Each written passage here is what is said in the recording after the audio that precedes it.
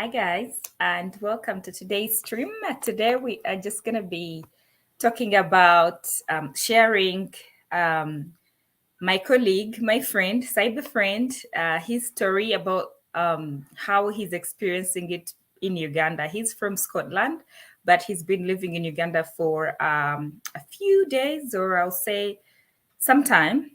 So he's going to be telling us how his life has been living in Uganda as an expat, as a traveler, as a tourist for some time. So thank you guys for joining in. And if you're joining in from Facebook or YouTube or wherever, you can always leave me a message. If you have any inquiries or anything going on, let me know.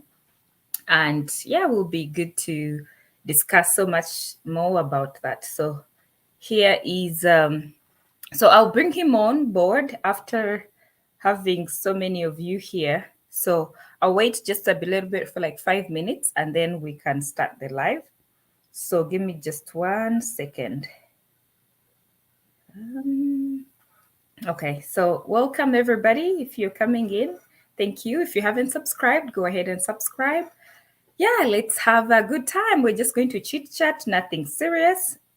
So join me and let me know where you're watching from. Discuss the racism and anti-Blackness in the West. They demonized Africa as poor. Some of those topics are really sensitive, and sometimes YouTube doesn't like that. But we can talk a little bit about it. But not too deeply, because some of those sensitive topics, YouTube will flag my video. But yeah, that's a good one. Let me put it up here. Okay, so we'll see.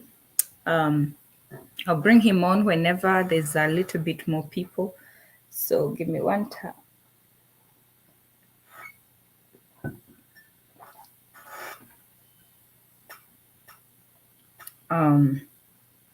I think being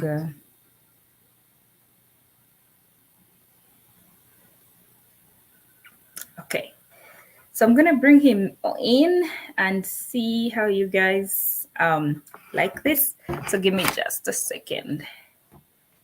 Okay. So Kalunda, thank you. So we're going to also have a Q&A. If you have any questions you want to ask him in person, just not about him, but for him to answer general questions, please don't be too personal. You can ask any questions and he'll be here to answer. Nicholas, thank you for joining. I appreciate your time. So I'm going to bring him on board. Give me just 1 second and I'll bring him and we can begin this chat.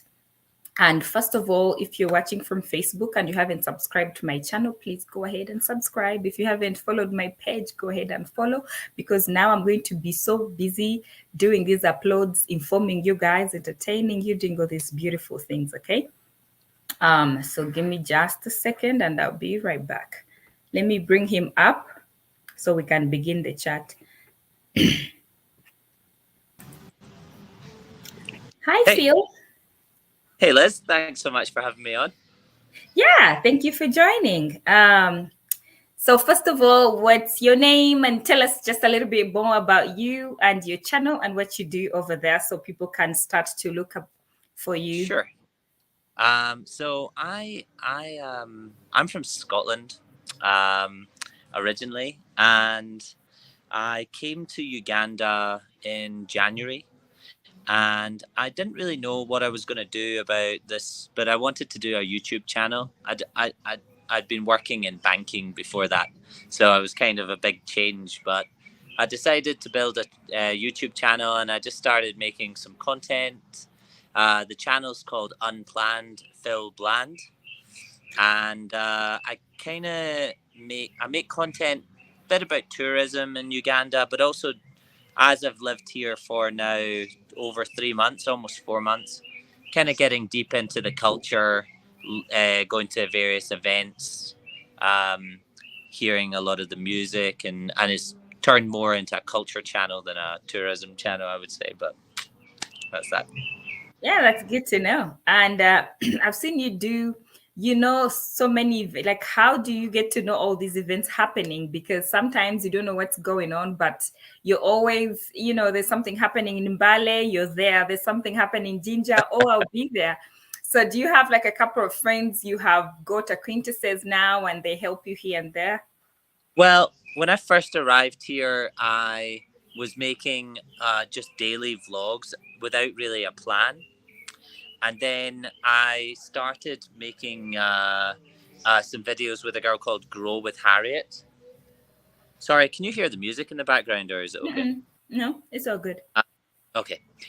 So I started making videos with a girl called Grow with Harriet, who has like a channel here, and she does. She taught me quite a bit about search engine optimization, or what to do, the topics of the videos on. So I started looking at some of the apps, and it was like people are particularly searching for in Kampala things like Arena Mall because it's a big infrastructure project, or the Kampala flyover. So I started making videos that were more targeted on specific topics rather than saying I'm going to do a video on, just my day and what I've eaten and that type of thing. So particular topics that people were interested in. Mhm. And then I started making some videos when I was in Western Uganda. I did a chimpanzee video. And then I was thinking about traveling all the way down to Lake Banyonyi. And it was at that moment I think I spoke to um, just a friend that I'd met when I'd first arrived here, and they said that they were going to the blankets and wine event, and I Oh was like, yeah. so my videos were getting kind of in the hundreds of views, I would say, up until that point, and then I had one that maybe got like 2,000, I think, or 3,000 at that point. But I went to the blankets and wine event, and because it was the biggest party since the lockdown was lifted in Uganda. Oh yeah. It went quite viral quite quickly, and I got the video out straight away the next day. So I think it's sitting on about 77,000 views, and that started bringing up my channel. And I thought, well, I'm people are interested in other people. They're not interested necessarily in chimpanzees. So I thought if I do some more events, then I'll do that. And it's been and to answer your question, like where am I hearing about them? It's a combination of either people at the events, or some people have seen my content and they say to me, "Oh, you should cover our event as well." So people are starting to reach out to me about events that they think I should cover. Um, Mhm. so just word of mouth, that type of thing. That's nice. That's nice. And I'm glad you're having a good time. Um, I know I've been telling people here if they haven't traveled to Uganda or Africa at all, I tell them people are very, very hospitable. People are very trusting. People, it's like a community where you belong. You don't feel like, you know, because you're from somewhere else, you don't quite fit. That would be up to you. But if you want to fit, you'll be welcome. Everybody's calling you, come, let's have dinner. Oh, can I have your number so I can just check on you in case you're okay? And I did a video about an American friend, a couple. And yeah, it's funny because he said sometimes he would feel like he doesn't have personal time. He's like, every time I step out, everyone wants to know how I'm doing. And this thing of, oh, I'm fine, won't work. If they look at you and you're not actually fine and you just said you're fine, they'll be like, no, come on, Mm. open up to me. Is there anything I can actually do? And he's like, I'm like, oh my God. Okay, here we go again. Okay, Well, I have a it's headache.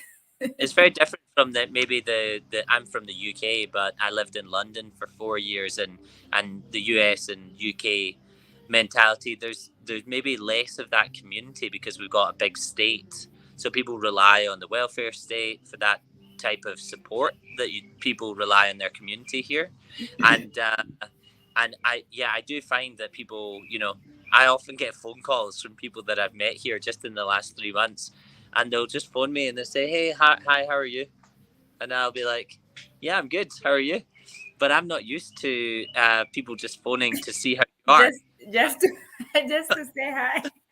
So my kind of British mentality, I'm thinking, what do you want?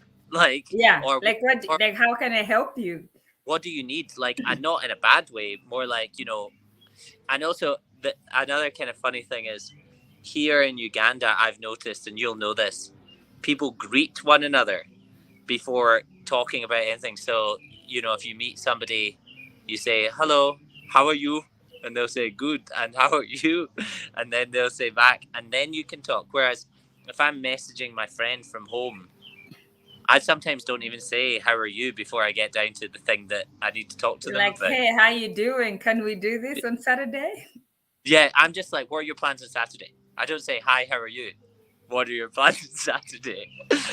But so there's just funny little nuances when you travel. Then you Yeah. go. Yeah, that's right. And I've also realized as you travel, I've realized that people here in the US are very sensitive. In Uganda, people are more descriptive, because like you could describe me and say to your friend like, oh, so who is Liz, which girl are you going live with today on your YouTube? Then you just say, well, it's this short brown lady, or short with long hair or braids.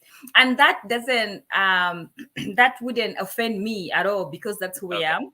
But if you did that here, you'd be in Mm, trouble. They'll be like, oh, so you're looking at me, so you're describing me, oh, because I'm 5 foot, now that's a problem. And mm, it's kind of like a different culture thing. So when yeah. you travel, you just learn so much, and you just don't go ahead. And also, people, I find like people here don't also like to be so straight to the point. I feel like they don't want to be so frank. Like, for example, if I asked you, do I look good in this dress? Somebody here will find it so hard to tell you the truth. Don't ask that to a Ugandan. They're going to Yeah. tell you how they actually feel about that dress. Direct. They'll be like, okay, you could have looked nicer if that dress was round, but right now, it is showing your stomach, and you kind of, Yeah. you can do. And you'd be like, wait, what? So Yeah. somebody Yeah. would be overwhelmed and be like, Well, why? well, when I ask people how are you, often they'll just give me a straight answer. Like the stock answer in the UK and in my experience of the US. I lived in New York for 2 years, working there. So my experience of both countries is the only answer you can ever give to the question "How are you?" is "Yeah, I'm great." But Yeah, even when you're whereas not. even when you're not. Whereas maybe if it's a close friend, you would say you would be. But if somebody you don't know Mhm, asks you, you're just going to say, "Yeah, I'm great." mhm. Whereas, like here, I've asked people, "How are you?" and they say, "Not good," and I'm like, "Wow, that's refreshingly honest." You're like, what? Then they want you to open up and say, okay, so what's going on? Maybe I'm sick, or maybe my girlfriend is not feeling well, or I'm hungry, and which is kind of like more real, because if I tell you that I'm fine when I'm actually battling a suicide thought and I'm driving, that Yeah, doesn't help a lot, but it's just the difference. Nothing is better than the other. It's just like, yeah, when you travel, these are the things we learn, and you just say, you know what, this is the new culture. I'm living here. I have to adapt. mm. And yeah. So, anyways, so how has it been for you making friends? How is it? Somebody asked something really sensitive, which we can't go so I- deep I'm into. happy to talk about that question that Okay, Kalinda has. because of also YouTube doesn't usually like very sensitive topics, but we Right. can lightly talk about it. Yeah, yeah, yeah. No Because worries. like how I would phrase it is, before you went to Africa, had you traveled to Africa before, to Uganda? Had you? Okay. So before your first time ever visiting Africa, what was it that what was the myth or the misconception, whatever thing that you thought Africa was? And then when you came here, was there a difference, or was it the same as you thought before you actually came? Well, well, I actually well, I went to Tanzania. My brother is 5 years older than me, and he's a bit of a traveler, and he's been to Southeast Asia and South America and many other countries, in those places. So, but when I was finishing high school, he convinced me and my sister to go on a trip to Tanzania. So we'd already kind of experienced it a bit, but it was only for 3 weeks. But I'd known Africa from then, and from East Africa from then at least. And I don't think I'm trying to recall back to before going on that trip, and I think I was just excited to go on safari and go climbing. I mean, I don't think I had any particular like negative feelings towards African people or African culture. I just didn't know really Mm-hmm. much about it, but I knew that there were the animals and Mm-hmm. you know, but we didn't spend that much time in Dar es Salaam. Mm-hmm. Um, the longest time that I spent in Africa was during the pandemic. I spent 4 months in Tanzania during the pandemic, and I spent 2 months Oh. in Kenya. Um, so, because Tanzania didn't have any restrictions at that time, so I just thought Oh. I was going to go there. But yeah, to kind of get to the question round in a roundabout way, um, I I personally feel that since I've come to Uganda and when I was in Tanzania, there isn't that the view of African people here of white people is very different from the view of say somebody living in the UK or the US about Black Lives Matter and white privilege. A lot of there tends not to be as kind of visceral a combat. And when I come here, everyone is very welcoming, and it's not Mm-hmm. like forced. It's very kind of open to people, white people coming here. Now, I think that might be because in the minds of people in Uganda, they were brought up seeing like missionaries coming over, improving some Mm-hmm. things with schools and that type of thing. So their experience has been generally positive. It's what I've heard from people here. Whereas somebody that's African living in the UK might have dealt with systemic racism Yeah. or, bias against them because Mm-hmm. they're living in a minority group Yeah. within one of those countries, Mm-hmm. which is very different from how it would feel for somebody who's living in Africa because you're the majority, I would say. But I mean, that's what I'd say about that. Right. Yeah. I totally understand. And people will get actually, I feel like if you've lived here and you go back home and you see how people don't really care about color and all this segregation and racism, if you want to call it that, you'll be surprised. You'll be like, why are people so chilled? They're not even, so upset about all this because that's how society is. Everybody's laid back. Yeah, Nobody's angry. I feel like some people are so angry about what happened in the past that they keep it, and it lets them actually live in anger and a lot of, because I mean these things happen if you're driving on the road and they kind of pull you on the side and treat you not very nicely, tell you really harsh words that may not leave your mind, which I understand, but many yeah, people will live in anger, and it's something I've yeah. seen, which is not the same as if you live in And Uganda. I guess what I'm trying to do with the content on the channel that I'm making is like, to the point about, stigmatization about Africa in the minds of maybe people in the US or the UK or wherever in Europe. I think the question was something around that. It's good for me to come here and share a lot of my experiences from living here and actually getting deep into meeting the people. And I've had I've had almost 99.99% of the comments that I've had in response to the videos that I've made in Uganda has been positive because people are very appreciative of seeing like the way that Uganda is being portrayed in these videos. I just Mhm. don't think that there's enough content on the internet that shows the exciting depth of the culture here. Yeah. And once people see it, and I'm sure already had friends of mine reaching out to me from home and saying, looks so much fun there, but they just hadn't seen it before or been exposed to it. Yeah. So, and Right. and that's awesome for me because I'm getting to kind of, I don't know, be a sort of bridge between what people know Yeah. and what they know. and getting to show them it through my Yeah, like eyes. what you see, the difference between what you read on the internet and what you see on ground when you actually travel there and you're there physically. Um, Yeah. And I don't really know about like reading it on. I mean, maybe I haven't done enough research before I came and to figure out. But like, I think there is a sense that it's there's political instability in some of the countries in Africa, mhm, and and which is true, right? mhm, mhm. But you don't, and so you see that's what's in the news, and so Yeah, you they see, focus on the negative, and then, of course, people will fear for their lives. They'll be like, "Oh, are you safe?" And yeah, many people will ask you that actually. And I've had friends and colleagues at work ask me the same, like, "Oh, are you safe from Idi Amin?" And I'm like, "I wasn't even born when he was president, but yeah, I'm safe," and yeah, So it's what they read and the movies they see.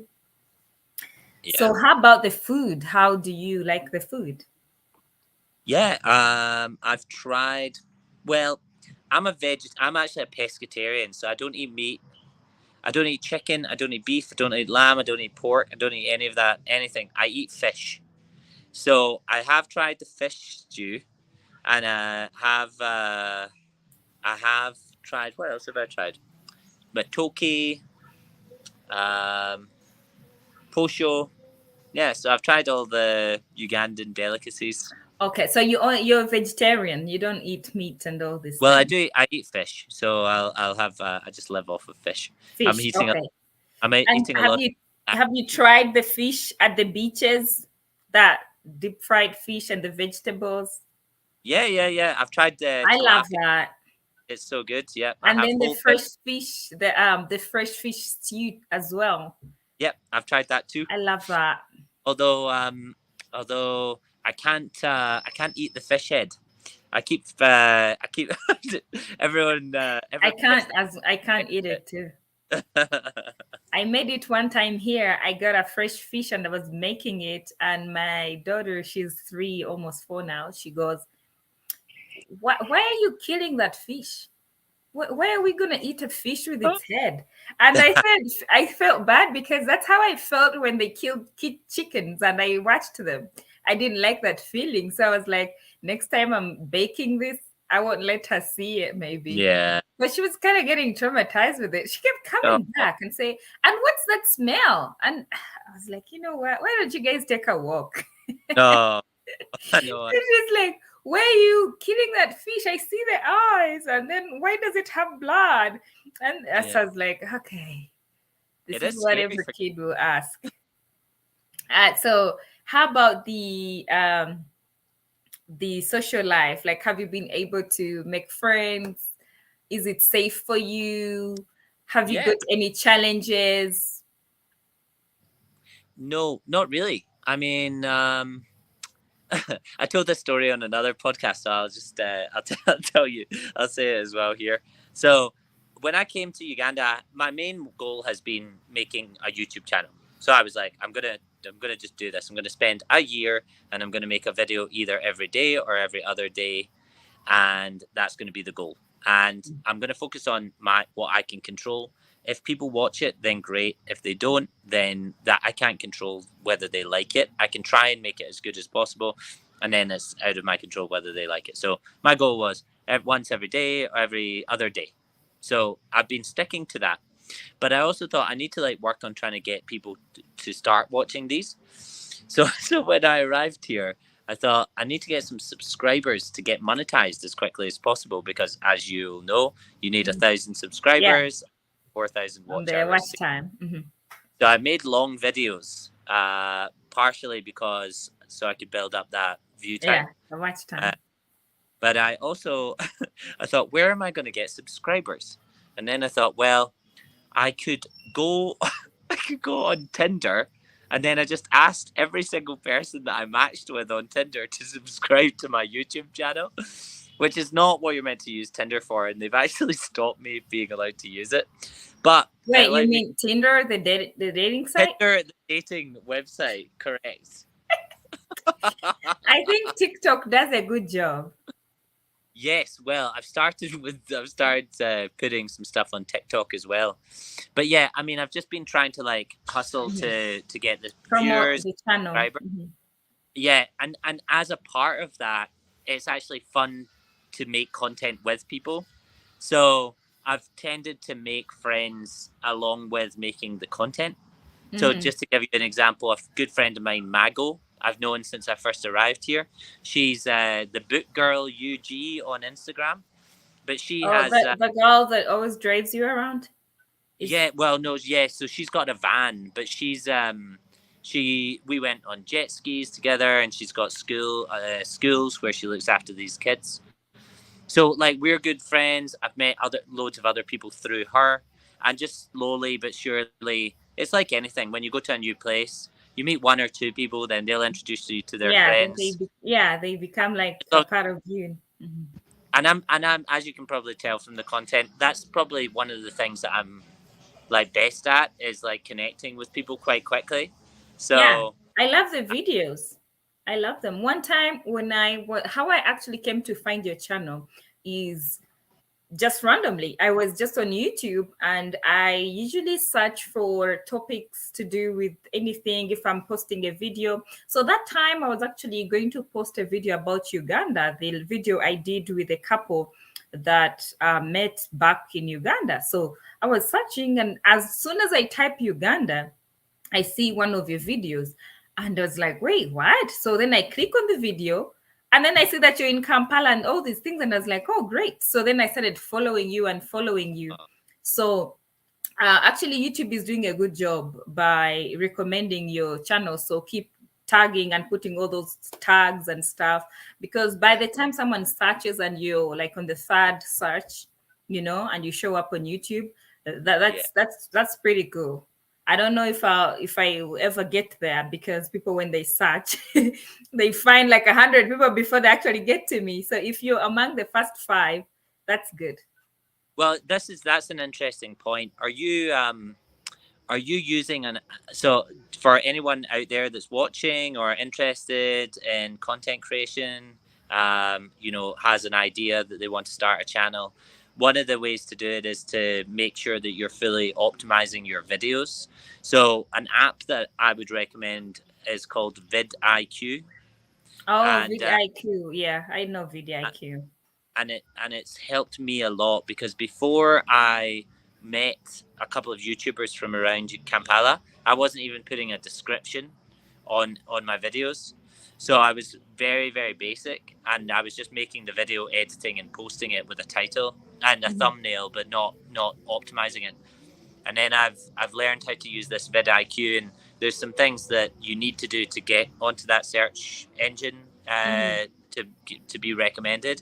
Like for example, putting a keyword in your title of your video, putting the same keyword in the description, then also putting hashtags in the description that match the keywords in your title, and then also mhm. having those keywords embedded in the video for people where they're searching for something, it comes up. So I've Yeah, been kind of religiously sticking to that and making that sure that everything's works. That nice. works.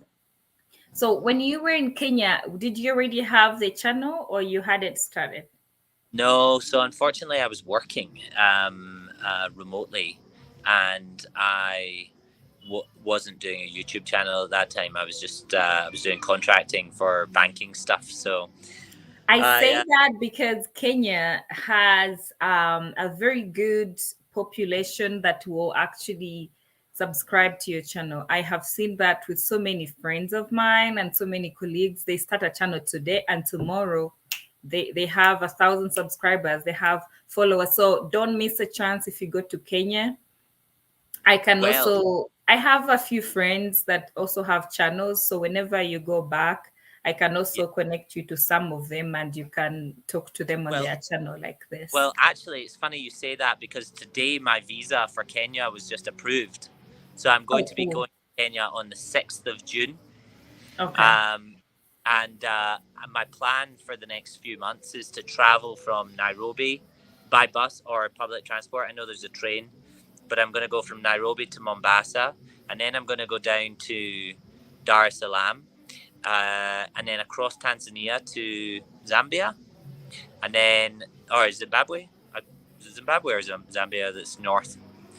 Either way, I'm going to travel down through South Africa. I'm going to take public transport the whole way, and I'm going to document the entire trip. So Yeah, that would be so cool. I've wanted to go to Zanzibar myself. That I've wanted to do that. So one time, I know that's on my bucket list.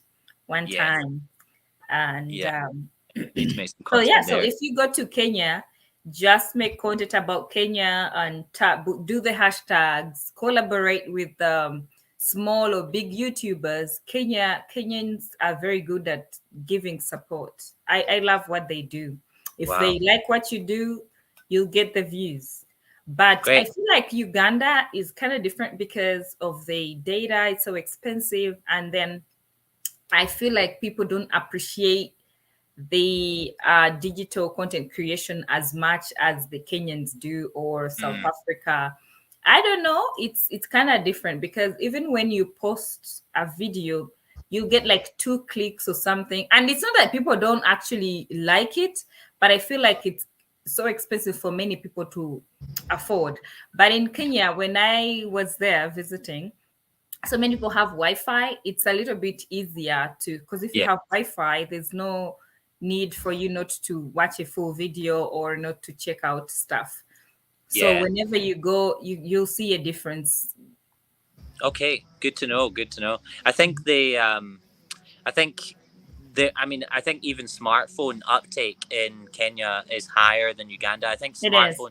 I think only 40. I think I saw a stat, and it might be outdated, but 40% of the Ugandan population have access to a phone, maybe, and that's not even the smartphone. I'm not sure what the numbers are, but it's very much like people are just coming up in Uganda onto smartphones. There's a population of people who are really really interested in watching content online, but I think over time more people will get access to these things and they'll be able to see the content. Lucky Yeah. it stayed. Yeah, it's quite interesting. But also, as you travel from country to country, you'll also be able to see that people will be interested in this. I like to read comments because that is where I get to do the next video. So you can also, if you pay attention, and it's nice you pay attention to all your comments. It's amazing. Not everyone does that. Even myself, I get lazy and I'm like, okay, I'm just gonna hack this. I'm just gonna like this. But I go back and I'm like, okay, I should put a response. It's really good if you respond to people um, like that because you get to know what they are looking for. You get to know what your viewers actually want to see on your channel. And that helps, like you said, what are some of the things that help us as content creators? We don't just wake up and do content. We get the content from the questions we get asked on Instagram. When I started my channel a year and something ago, people would ask me how it feels to be a Ugandan in the US. How does it feel? How did you go? How is the food? How is the weather? How is finding a job? So I did all these videos for them, and of course I exhausted all the topics. And then I was like, so what can I do? So I started doing all these different things. But it's nice that people would actually ask that. And it's not only one person, I would get so many. In fact, I got to a point where I had to block my messenger because everyone is interested in knowing the transition. Like, hey, let me know. So how are people? And I'm just like, I'm sitting in my house. I don't even know what's happening outside. Okay, let me just make a video about how I feel about the travel, the yeah, transition, the food and all these things. So it's good that people actually give you feedback. I wish I had more feedback that like you do on your channel. You have a lot of feedback and that's beautiful because you get yeah. to see people have liked my video. People have advised me to do this next time that, so it's nice. And I like it's that. been it's been good for like I said, the recommendations for events to go to or things. Even I just posted a video yesterday from the Kadodi Yeah, I remember watching that. from the Bagisu Mm. and area in eastern Uganda, and because I went to that, everyone commented. Maybe 4 people commented and said, "Looking forward to Martyrs Day on the 3rd, when hopefully you'll vlog that too." And so I've actually arranged my trip to Kenya around Martyrs Day to make sure that I can be there to film because that's what some of the people have Um, asked for that yeah, much. that's nice. I'm glad you're getting that because now they are getting, and you cannot lose such viewers because they are attached to what you do and they love to see how you interpret the whole occasion, and they just like it. I have Yeah, about maybe 10 of my subscribers that I know will watch whatever I post and they'll leave a comment. And that blesses my heart. They don't know actually how much that means to me because I know they're going to watch no matter what and they're going to leave me feedback. And yeah, if it's not very positive feedback, they'll still leave it. They'll even text me and tell me, you could have done this. And I love that because at the beginning I was getting overwhelmed and I was like, do people actually like what I do? Because you'd find you have 200 views and no comment. So you'd be yeah, like, why? Why can't you just say maybe you like the video, maybe you like the music, yeah, something? yeah, So yeah, I yeah. know, yeah. No, it Um, takes, and that's why I've made a point. I'm not going to be able to answer. I mean, I hope that it gets to the point where I'm not able to answer all of the comments. But I feel so grateful that it has grown so quickly since it I've is. been here, Mm-hmm. and I don't want to take people for granted. They Mm-hmm. are taking their time to watch the videos and like it and comment, and so I'm making sure that I'm um, doing my best to answer as that I might be slightly delayed by a few days, but so far I've managed to answer all comments on my channel Mm-hmm. within 2 or 3 days. Hopefully, it's not going to be like that forever, and then I can be more targeted about it. Maybe within the first 24 hours, I'll have to think about it. But Mm-hmm. right now, I just appreciate the interest that it's getting so much, and I don't want to kind of take it for granted. So. Yeah. So before we conclude, because I have to go work, I so how has the transportation been? Has it been easy? Has it been difficult, new? Well, a lot of people come here to do tourism from abroad, and they don't really get to experience like normal run of the mill transportation. So I'll talk first about like going places outside of Kampala, and then I'll talk about Kampala. So when I go to a safari, or if I go to Murchison Falls, or if I go to Fort Portal, I'm gonna get the bus, and I will always get public transport because unless like emergencies or whatever, but it allows me to kind of connect with the real people here, Mhm, mhm. and that's what I enjoy. Yeah. Um, and also it's so cheap. You can get a bus from here to Jinja for I think 10,000, and Mhm, it's a 5 hour bus journey. 10,000 is the equivalent to $3, and mhm. it's a 5 hour bus journey. Yeah. So for me, I think if any tourists, potential tourists, are watching this, you know, it you should uh, travel like local people do because it helps you get into the culture. Plus, it's more affordable. Um, other also when I'm in Kampala, I get boda bodas all the time. I haven't actually been on taxis in Kampala. I usually just get boda bodas, um, but they're so much faster than getting in a car. You can get from Mhm, A to B very quickly, mhm. um, and I don't know. Maybe they're a bit dangerous, but I live life on the edge.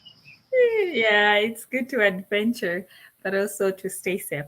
So, lastly, what would you tell somebody that is planning to travel for the very first time, maybe in Africa, because you've been in most of these East African countries? Like, what are those pointers you would tell them before, or even what to expect because you've been there? I would just say like be open to speaking to people that live here. Try the local food, take the local transport. Buy a Rolex on the street if you're in Uganda. Uh, I say you you know, eat that Rolex. yeah. Yeah.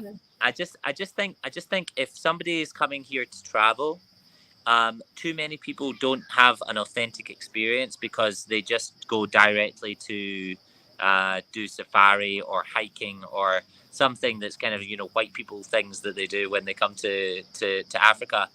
But you're missing out on a lot of the richness of the Mm-hmm. experience if you don't spend time in the city, going to restaurants, you know, trying different food, meeting different people, and that type of thing. So I would just say if you want to have the most authentic, rich experience, then you should kind of try to step outside your comfort zone and don't be afraid to just speak to local people and get to know them. Oh, good. Okay, so we are going to wrap this up. It's actually been almost an hour since we started chatting. I didn't know we'd go this, but it's been nice chatting. And I didn't even want to finish the chat because it's so nice to know how your experience is in Uganda. I miss Uganda because most of my experience is back home in Uganda. So, I mean, the transition is good. You get to understand and, you know, get to adapt to the new culture, but you always miss home. So Yeah. I'm glad you're having a good time, and I see you're making so many friends, and it's cool because then whenever you travel back, you don't feel like a tourist again. You Yeah. just feel like, hey, are you home? I'm driving by your house and stuff like that. Exactly. Let's go to the new bars. I don't even know the bars you were telling me. I don't even know where they are. Kampala is growing. It's Um, growing. Fun places to go. I'm actually so glad that I can share some of the content with you and other people from the diaspora from Uganda. I think Ugandans are getting value from it because they're saying, you know, it's nice for my home to be represented in a positive way. But I mhm. think the people that are getting the most from it are people like you, Liz, get living away Yeah. from home and getting to kind of see it Mhm. a bit of home. I think you know, I wish I could. Maybe I should start searching for Scotland content online. I miss my home. You'll find it. You'll find that one person that you're going to like, and the same way I found you, you'll find somebody, and you'll be like, "Whoa, ho!" Yeah, But no. I like to find people that I live that are adjusting to the new culture. So when I was searching, I wasn't actually searching for Ugandans in Uganda, but I was looking for a foreigner that is in Uganda and how the experience is. And then boom, I find you. I found a couple of other people, but I found your content really raw and authentic and nice. There's another guy I was following. He's called God, I forget his name, but Sabbatical? he, yes, sabbatical. So I Yeah. also follow him and I also like his content because it's more like yours. And Yes. that guy has blown in like a few months. He's like, so Yeah. I like his content too because he would go to the villages and say, "Oh, hey, I'm crossing the border right now." There's not much editing actually. He just holds his phone and is like, "Oh, camera, Yeah. whatever," and he's like, I "Oh, did. here, I'm with the kids. These are the orphans. Can you say hi?" And then he's walking around the villages showing you all this green, and that's nice. It's and he doesn't show only one part. He will show when he's in the village, then he'll show when he's in the city, when he's in the Yeah. bar, when he's in the, so it's beautiful. So Yes. you went sabbatical, and then I forget the other two, but I was following, and it's nice. Give me Well, thank you for give me watching. just a moment. So we need to go. I need to start work. So All right. yeah, let me know what you guys think. You can leave me questions down below and I'll answer them. And yeah, so thank you again, Phil. Thanks for Guys, having check me. his channel out. I've linked the description, sorry, the link in the description below. So yeah, let me know what you guys think about this video and what else we can upload. And yeah, thank you again for your support. We'll see you in my next video. Goodbye. See you guys.